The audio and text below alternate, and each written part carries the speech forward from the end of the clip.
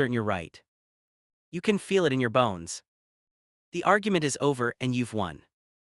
But there's a strange thing your brain does in moments exactly like this, a glitch you don't notice. And the real story behind that certainty is stranger and messier than you'd think. In 1999, two psychologists named David Dunning and Dunning-Kruger gave a group of students tests of logic, grammar, and humor. Then they asked one simple question: how well do you think you did? The students who scored lowest didn't just get the answers wrong. They often didn't realize they'd gotten them wrong. Many believed they had performed far better than they actually had, even around or above average. Their own lack of skill was largely invisible to them from the inside.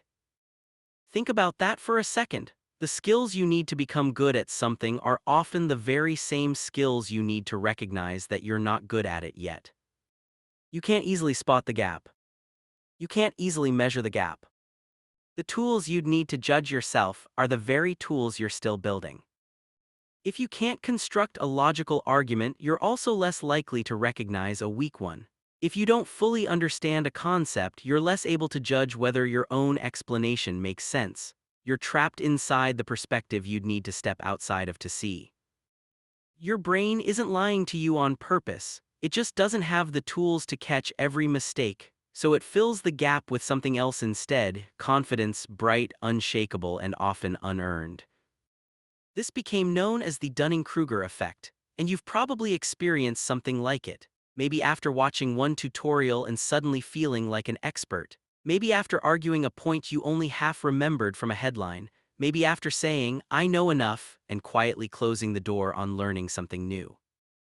Here's the part most retellings leave out. In the years since, other researchers pushed back hard, arguing that part of that famous graph might be a statistical trick, something called regression to the mean rather than a real psychological effect. Dunning has spent years defending the original data. The debate still isn't settled. But even if part of the graph is a statistical shadow, the deeper truth hasn't gone anywhere. People are often strikingly bad at recognizing the edges of their own knowledge.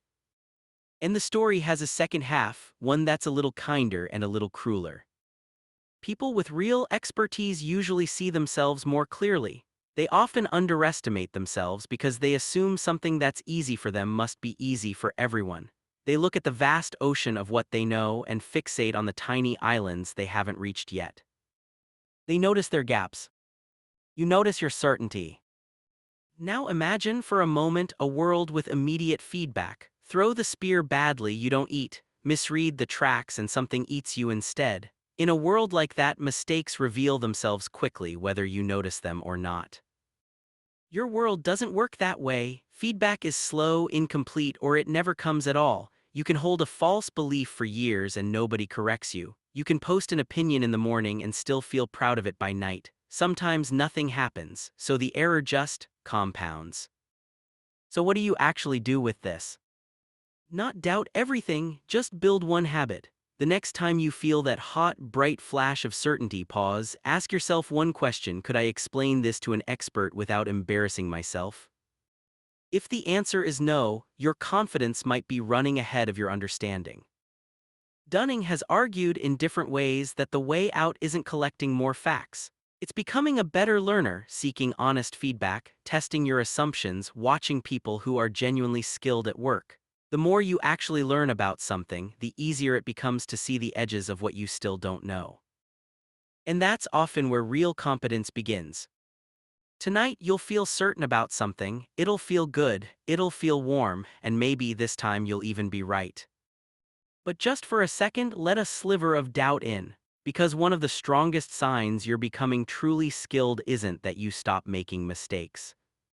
It's that you become better at noticing them. You were so certain you were right. Now you know better.